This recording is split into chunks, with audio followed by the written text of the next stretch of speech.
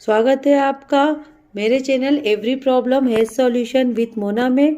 साथियों, आज आपके लिए लेकर आए हैं रचनात्मक आकलन ट्रेकर का 15वां सप्ताह। और देखते हैं हम ये जो कक्षा 1 है इसमें पेज नंबर 52 से है ना, जो पेज नंबर 52 से 65 तक हमको 15वां सप्ताह दिया गया है, जिसकी वर्कशीट क्रमांक जो है वो 2 से शुरू हुई है। वर्कशीट क्रमांक 2 से लेकर के वर्कशीट क्रमांक 6 तक जो है वो हमको 15वां सप्ताह कक्षा 1 का दिया गया है। इसी तरह कक्षा 2 में भी हमको 15वें सप्ताह के यही क्रमांक दिए गए हैं। तो साथियों, देखते हैं अपन कि यहाँ पर हमको किस तरीके से ट्रेकर भरना है, रचनात्मक ट्रेकर।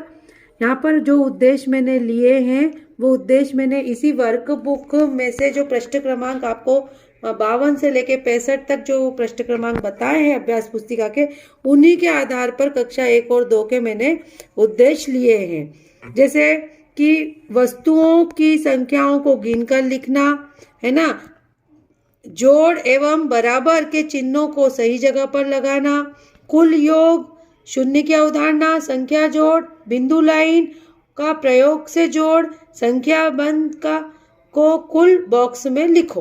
तो कौन कौन से प्रश्न मैंने इसमें बनाए देख लेते साथियों अपन। ये मूल्यांकन प्रपत्र में पहला प्रश्न है, बॉक्स में दी गई वस्तुओं की संख्या गिनकर लिखो। अब बॉक्स में जो संख्या दी गई है, जैसे ये 1 एप्पल है, 3 बॉल है, तो बच्चा इनको पूरे को गिनेगा 1 2 3 4 5 6, तो 6 वो यहाँ पर लिख देगा। इस तरीके से हम बच्चे को समझाएंगे पहले और फिर उसको ये प्रश्न पत्र करवाएंगे। दूसरा प्रश्न है, निम्नलिखित चीजों को जोड़ो, सही उत्तर में लिखो। मतलब अब इनको जोड़ना है, जैसे 2 बॉल है, 1 और 2, फिर 3 और 4, तो यहाँ पर क्या लिखना है, 4 के बराबर। मतलब ये जो बॉल है 2 और 2 वो किसके बराबर है, 2 और 2 4 के बराबर है।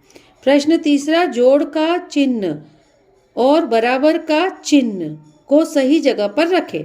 मतलब साथियों देखो, यहाँ पर ये 2 जो पेड़ बने हुए हैं, तो यहाँ हमको लिखना है संख्या दोनों पेड़ की 2, फिर यहाँ पर प्लस का निशान, फिर यहाँ पर ये 2 पेड़ की संख्या है तो 2 और बराबर का निशान आ जाएगा।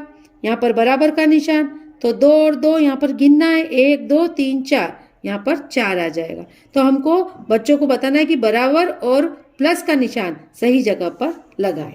प्रश्न चौथा, कुल योग पता लगाने के लिए जोड़ो।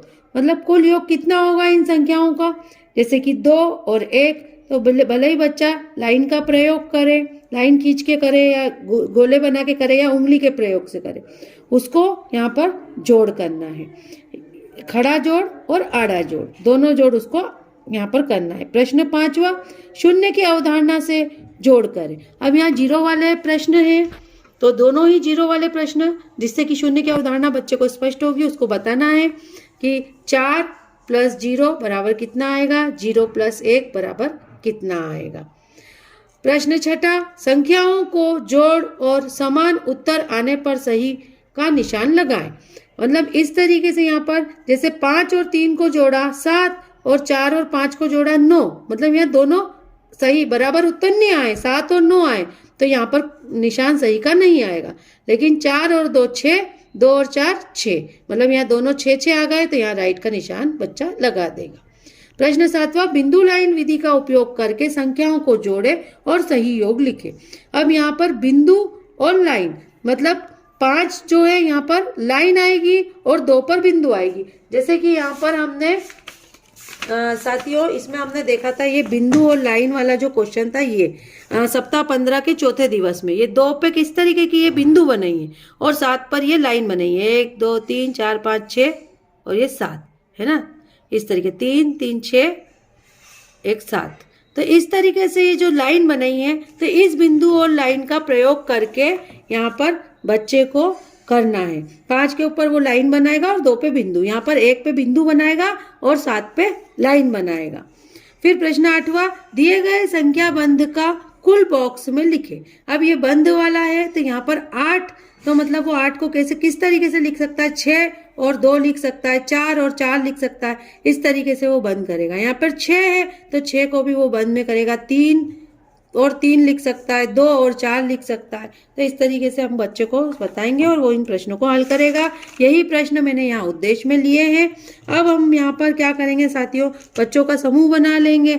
जिस बच्चों ने सारे उद्देश्य क्लियर कर लिए उसको हम समूह 1 में रखेंगे, और जो बच्चे हमारे रह गए हैं उनको हम समूह 2 में रखेंगे, और ऐसे बच्चा जिसने एक भी उद्देश्य हमारा पूर्ण नहीं कराया उसको हम समूह 3 में रखेंगे। तो यहाँ पर अभिषेक जो है वो कक्षा 1 का बच्चा है और वो मेरे सारे ही उद्देश्यों में रह गया है, तो उसको मैंने समूह 3 में रखा है ना। समूह 1 में मेरी कल्पना, आनंद और कुसुम है। ये बच्चों ने सारे उद्देश्य क्लियर कर लिए। और समूह 2 में अंजलि, रमेश, राधा और लक्ष्मी, ये चारों ही बच्चे जो है समूह 2 के, ये कुछ न कुछ उद्देश्यों में रह गए हैं। अब हम क्या करेंगे, 5 दिन तो इनका शैक्षणिक सप्ताह चलेगा और छठे दिन हम रचनात्मक आकलन करेंगे। तो रचनात्मक आकलन के बाद ही हम ये ट्रेकर भरेंगे, और ट्रेकर भरने के बाद जो समूह के जो बच्चे हैं समूह 2 और 3 के, इन समूह 2 और 3 के बच्चों का हम पुनः शिक्षण करवाएंगे, और पुनः शिक्षण करने के बाद फिर हम अगले सप्ताह में भी इन पर विशेष ध्यान देंगे। तो साथियों, कैसी लग रही है आपको वीडियो? यदि वीडियो आपको पसंद आ रही है तो प्लीज़ और प्लीज़ आप इसे लाइक जरूर कीजिए, इसे शेयर भी कीजिए और चैनल को सब्सक्राइब करना मत भूलिए। इतनी मेहनत हम सिर्फ आपके लिए कर रहे हैं। मिलते हैं नेक्स्ट वीडियो में। Bye bye.